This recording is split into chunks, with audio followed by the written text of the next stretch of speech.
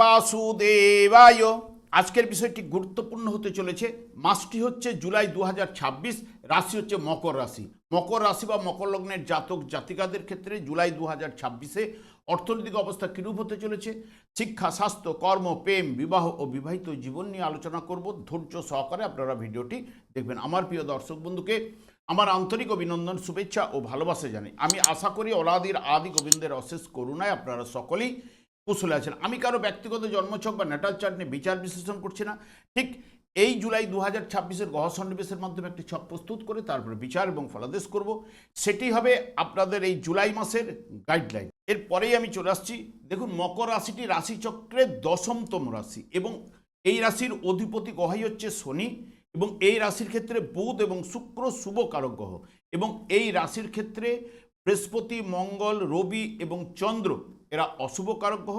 মকর রাশিতে মঙ্গল তুঙ্গস্থ হয়, বৃহস্পতি এই রাশিতে নিচস্থ হয়। আমি আচার্য কমল শাস্ত্রী প্রত্যেক বুধবার এবং শুক্রবার সন্ধ্যা 8:30 এই ইউটিউব চ্যানেলে লাইভ অনুষ্ঠান করে থাকি। ঠিক ওই সময় আমাকে ফোন করলে আপনারা নিজেদের ভাগ্য বিষয়ে জানতে পারবেন। তাছাড়া বিভিন্ন ধরনের ভিডিও আপলোড করে থাকি। সেগুলি পাওয়ার জন্য আমার চ্যানেলকে সাবস্ক্রাইব করে বেল আইকনে ক্লিক করে রাখুন। যখন আমি লাইভ অনুষ্ঠান বা যে কোনো ভিডিও আপলোড করলে আপনাদের নোটিফিকেশন পৌঁছে যাবে। আমি প্রথমেই দেখে নেব রাশিভাব দুর্বল রয়েছে না সবল রয়েছে।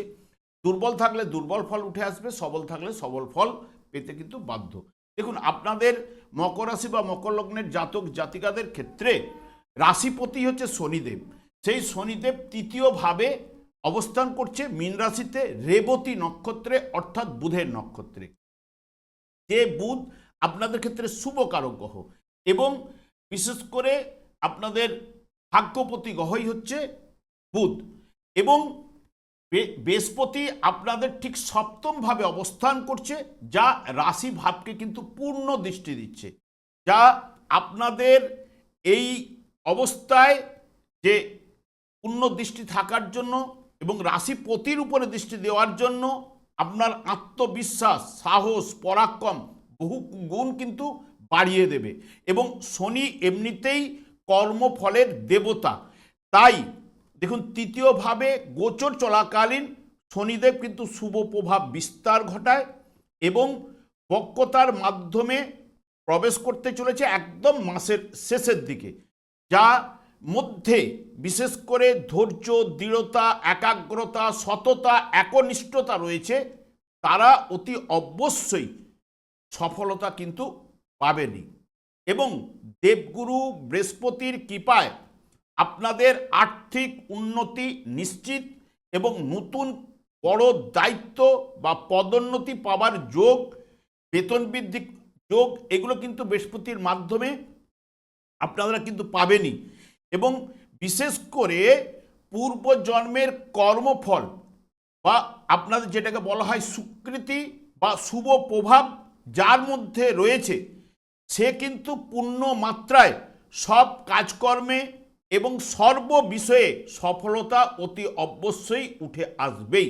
কারণ যেহেতু তৃতীয়ভাবে রাশিপতি অবস্থান করলেও নবম ভাবের উপর পূর্ণ দৃষ্টি দেবে, যেটি পূর্বজন্ম বা পূর্বজন্মের কর্মফল বিচার্য বুধের ঘরে এবং বুধের নক্ষত্রে থাকায় সেই কারণে পূর্বজন্মে যার কর্মফলের স্বীকৃতি যদি শুভ বলবান থাকে, অতি অবশ্যই তার ক্ষেত্রে অতি শুভ প্রভাব বিস্তার ঘটাবেই এবং বৃহস্পতি যেহেতু রাশিভাবে রাশির সপ্তমভাবে অবস্থান করলো, পুরো মাত্রায় রাশিভাব তৃতীয়ভাবে শনির উপরে তৃতীয়ভাবে যেহেতু দৃষ্টি প্রদান করবে এবং লাভ ভাবের উপরে পূর্ণ দৃষ্টি থাকবে, বৃহস্পতি পূর্ণ মাত্রায় সাপোর্ট আপনাদের করবে। কারণ বৃহস্পতি এমনিতে নৈসর্গিক শুভ কারক গ্রহ এবং সপ্তমভাবে অবস্থান করার জন্য আপনার যে অপরেন্ট পার্টিদের সঙ্গে সুসম্পর্ক বজায় কিন্তু এনে দেবে। এরপরে চলে আসছি আপনাদের অর্থভাগ্য। দেখুন, অর্থ ভাব হচ্ছে আপনাদের দ্বিতীয়, অর্থাৎ কুম্ভ রাশি, যার অধিপতি গ্রহই হচ্ছে শনি, সেই তৃতীয়ভাবে অবস্থান করছে এবং বৃহস্পতি ধনকারক গ্রহ, যা সপ্তমভাবে তুঙ্গস্থ অবস্থায় শনিদেবের উপরে অর্থভাবের অধিপতি গ্রহ বা রাশিভাবের অধিপতি গ্রহের উপরে দৃষ্টি থাকায় আপনাদের মোটা অঙ্কের অর্থ প্রাপ্তি কিন্তু হতে পারে, আর্থিক লাভের সম্ভাবনা রয়েছে। পারিবারিক জীবনে সুখ শান্তি প্রদান করবেই এবং বিশেষ করে আপনাদের অর্থভাবে অবস্থান করছে রাহু। রাহুও বর্তমানে কিন্তু যে জায়গায় যে নক্ষত্রের মাধ্যমে অবস্থান করছে, মঙ্গলের নক্ষত্রে, ধনিষ্ঠা নক্ষত্রে, সেই মঙ্গল পঞ্চম ভাবে আপনাদের অবস্থান করে একাদশ ভাবকে দেখছে এবং রাহুও দ্বিতীয় ভাবে অবস্থান করে অষ্টম ভাবের উপর পূর্ণ দৃষ্টি রাখছে।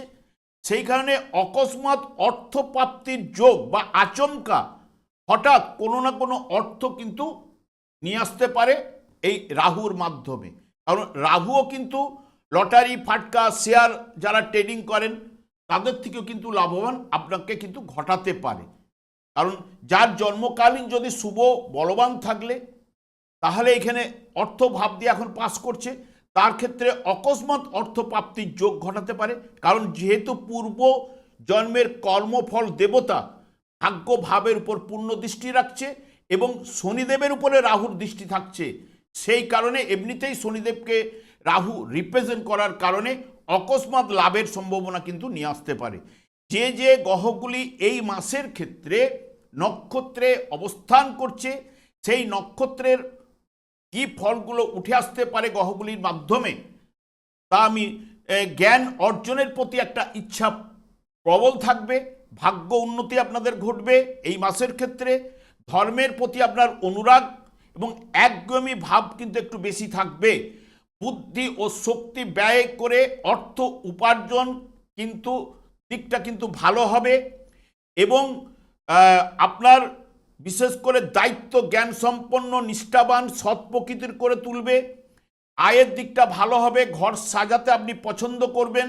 জাতকের মধ্যে অহংকার বা জেদ কিছু না কিছু প্রকাশ পেতে পারে, এইটুকু বলতে পারি।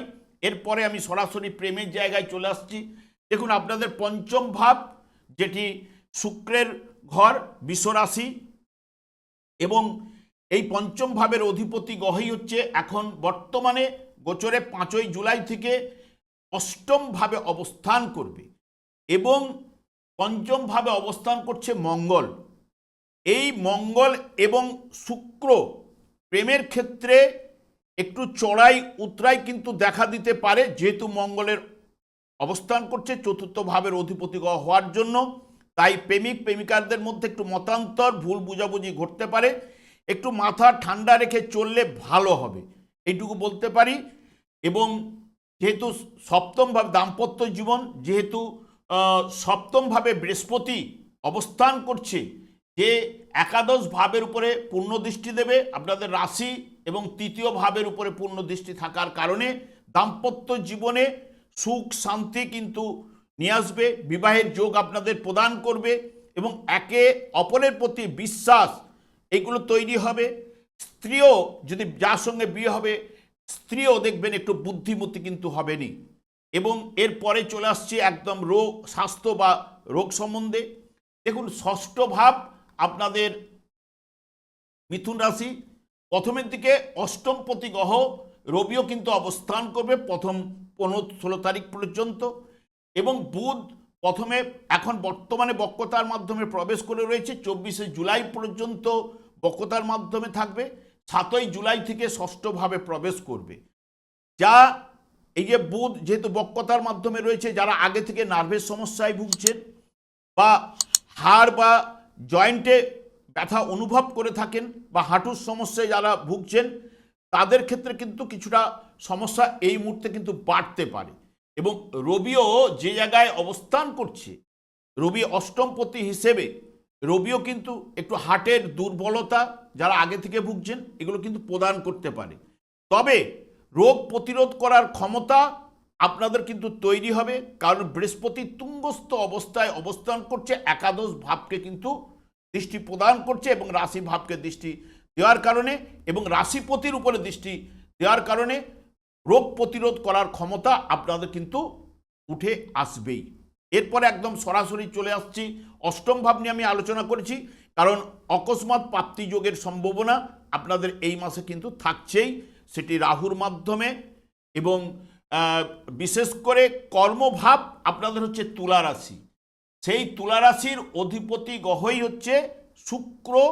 শুক্র অষ্টম ভাবে 5ই জুলাই থেকে অবস্থান করবে কেতুযুক্ত অবস্থায়, যা অষ্টমভাবে গোচর চলাকালীন শুক্র শুভ প্রভাব কিন্তু বিস্তার ঘটায়। দেখবেন আপনাদের আশাতীত লাভ কিন্তু ঘটতে পারে, সম্পদ বৃদ্ধির সম্ভাবনা, কাজকর্মে আপনার আকর্ষণ বৃদ্ধি, যারা গবেষণামূলক কাজকর্মের সঙ্গে যুক্ত রয়েছেন, পড়াশোনার সঙ্গে যারা যুক্ত রয়েছেন, তাদের ক্ষেত্রে শুভ প্রভাব কিন্তু বিস্তার ঘটাবে এবং ব্যবসা বাণিজ্যে সফলতা, উন্নতি এবং প্রতিযোগিতায় সাফল্য এবং সামাজিক ক্ষেত্রে মর্যাদা বৃদ্ধি নিয়ে আসবে এবং নতুন নতুন পরিকল্পনা এবং সার্থকতা আপনাদের উঠে প্রদান করবে। কর্মক্ষেত্রে বসের সঙ্গে আপনার সুসম্পর্ক কিন্তু তৈরি হবে, কাজের অফার পেতে পারেন এবং যারা বিশেষ করে পরামর্শদাতা হিসেবে কাজকর্মের সঙ্গে যুক্ত রয়েছেন, খাবার দাবার, রেস্তোরাঁ, হোটেল এবং সোশ্যাল মিডিয়াতে যারা রয়েছেন, জুয়েলারিতে যারা রয়েছেন, আইটি সেক্টরে, আইন ব্যবসায় যারা রয়েছেন, ভালো ফল কিন্তু উঠে আসবে। দেখুন আমি শিক্ষা জায়গাটা কিন্তু ওভারকাম করে চলে গেছি। দেখুন আপনাদের মেষ রাশি হচ্ছে চতুর্থ ভাব, প্রাথমিক শিক্ষা। প্রাথমিক শিক্ষার যে অধিপতি গ্রহই হচ্ছে বিশেষ করে মঙ্গল, সেই পঞ্চম ভাবে, যেটি বুদ্ধিমত্তার বিকাশের জায়গায় অবস্থান করছে এবং আপনাদের উচ্চশিক্ষার কারক গ্রহই হচ্ছে বুধ, সেও ষষ্ঠভাবে অবস্থান করছে, যা বিশেষ করে প্রাথমিক বা উচ্চশিক্ষায় সফলতা আপনাদের উঠে আসবেই। ছাত্রছাত্রীদের কলেজ শিক্ষা, উচ্চশিক্ষা, প্রতিযোগিতামূলক পরীক্ষায় ভালো ফল কিন্তু উঠে আসবে। যারা গবেষণা নিয়ে কাজকর্ম করছেন, গবেষণা নিয়ে যারা পড়াশোনা করছেন, শুক্রের কৃপায় তাদের কিন্তু শুভ প্রভাব কিন্তু বিস্তার ঘটবে এবং যেহেতু সপ্তমভাবে আপনার অষ্টমভাবে, প্রথমের দিকে সপ্তমভাবে থাকবে, অষ্টমভাবেও কিন্তু প্রবেশ করবে শুক্র, যা নতুন আবহাওয়া, নতুন পরিবেশে যারা মানুষ হতে চান তাদের ক্ষেত্রে কিন্তু পুরো মাত্রায় সাপোর্ট নিয়ে আসবে।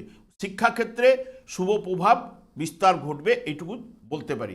তবে বারবার আমি একটা কথাই বলি, শনিদেবকে সন্তুষ্ট করার কথা, কারণ শনিদেব হচ্ছে কলিযুগটি শনি এবং রাহুর দ্বারাই পরিচালিত এবং কলিযুগের যুগধর্ম হরে কৃষ্ণ মহামন্ত্র, 4টি যুগ রয়েছে, 4টি যুগের 4টি যুগধর্ম রয়েছে। এই 4টি যুগের যুগধর্মের যে হরে কৃষ্ণ মহামন্ত্র যখনই জপ করবেন, শনিদেব তো সন্তুষ্ট হবেন, অন্যান্য গ্রহগুলো সন্তুষ্ট। তাই দেখুন এটি গোচর ফলের বিচার। তৃতীয়ভাবে আপনাদের শুভ প্রভাব কিন্তু বিস্তার ঘটে। সবাই কিন্তু এই তৃতীয়ভাবে অবস্থান করার কারণে যে মকর রাশির জাতক জাতিকারা যে পুরো মাত্রায় সাপোর্ট পাবেন তা কিন্তু নয়, কারণ পূর্বজন্মের স্বীকৃতি অনুযায়ী আমরা ফলগুলো পাবো। তার সঙ্গে সঙ্গে দশা এবং অন্তর্দশা এই মুহূর্তে যার পারমিট করবে তার ক্ষেত্রে শুভ প্রভাবগুলো বিস্তার কিন্তু ঘটবে, এইটুকু জোর দিয়ে বলতে পারি। এবং যেহেতু আপনাদের রাশিপতি শনিদেব, শনিদেবকেই সন্তুষ্ট করুন এবং শনিদেব সন্তুষ্ট হলে দেখবেন আপনাদের ভাগ্য কিন্তু বদলে দেবে। আমি আর দীর্ঘায়িত না করে, আমি আচার্য কমল শাস্ত্রী প্রত্যেক বুধবার এবং শুক্রবার সন্ধ্যা 8:30 এই ইউটিউব চ্যানেলে লাইভ অনুষ্ঠান করে থাকি। ঠিক ওই সময় আমাকে ফোন করলে আপনারা নিজেদের ভাগ্য বিষয়ে জানতে পারবেন। তাছাড়া বিভিন্ন ধরনের ভিডিও আপলোড করে থাকি, সেগুলি পাওয়ার জন্য আমার চ্যানেলকে সাবস্ক্রাইব করে বেল আইকনে ক্লিক করে রাখুন। যখন আমি লাইভ অনুষ্ঠান বা যে কোনো ভিডিও আপলোড করলে আপনাদের নোটিফিকেশন পৌঁছে যাবে। আমি অনাদি গোবিন্দের প্রার্থনা করি আপনারা ভালো থাকুন, সুস্থ থাকুন, আনন্দ থাকুন। আজ এই পর্যন্ত, পরে ভিডিও দেখা হচ্ছে। নমস্কার।